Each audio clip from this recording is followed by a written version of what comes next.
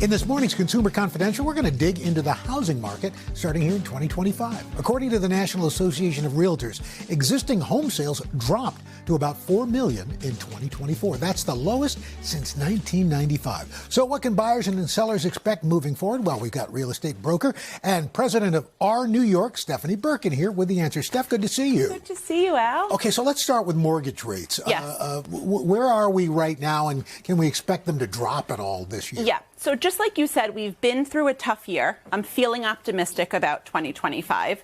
Okay, the rates as of this morning were in the high sixes, 6.875. I think we're going to be, we've been hovering above 6%. We've dipped into 7%. I do think that they're going to ease a little bit, but I really want people to adjust their expectations, right? Plan for 7 because we've seen them there. Wow. Be pleasantly surprised by 6. Do not hold out for 3. That 3 number, I just don't think that we're seeing again. And I just want to make a note quickly that the mortgage rates don't directly track what the Fed is doing, right? So they're more impacted by the 10-year Treasury. So when you see these headlines, Fed's cutting rates, Fed's cutting rate, it's much more gradual in terms of the impact for the mortgage rates. Okay, so how does this impact inventory, and does it favor buyers or sellers? Yes. So we see that rates affect pricing, so does supply and demand. Inventory is really tight right now. Why? Because a lot of homeowners are locked in to this sub 4% rate, and they don't want to give that up.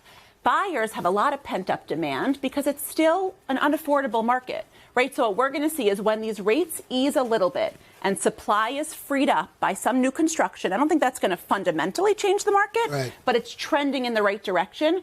That will help demand. That will help loosen up supply. We're seeing these small, steady improvements that are going to get us back to a normal, stable market. So don't think drastic changes. Think small, steady improvements that'll get us back to behind us is the worst of it. We've turned a corner. We're going to get more normal and stable. All right. Come on down the line here. All right. So as buyers are continuing their hunt, what are some tips to keep in mind?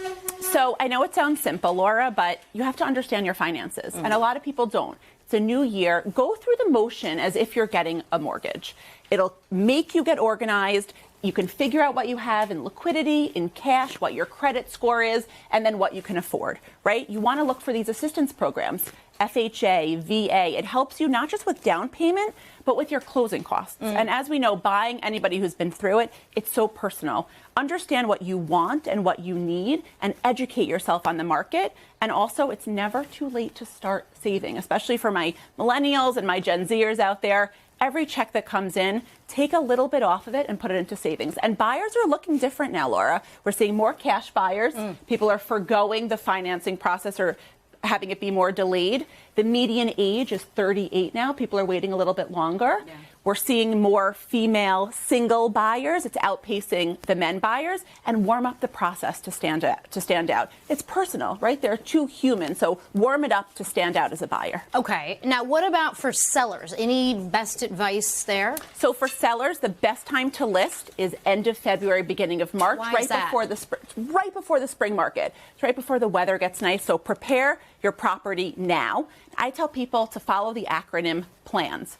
Price strategically at or below market. Do not overprice. Light up that house. Increase the bulbs. Clean the windows. Oh, physically light it up. Physically light it up. Physically light it up. Ask an agent. Work with someone seasoned and trustworthy. Negotiate creatively and stage for success. Does research show that this actually makes a difference? A huge difference. If you do a fresh coat of paint and lighter bulbs, always better. Stage for success. Stephanie, thank you so much. My pleasure.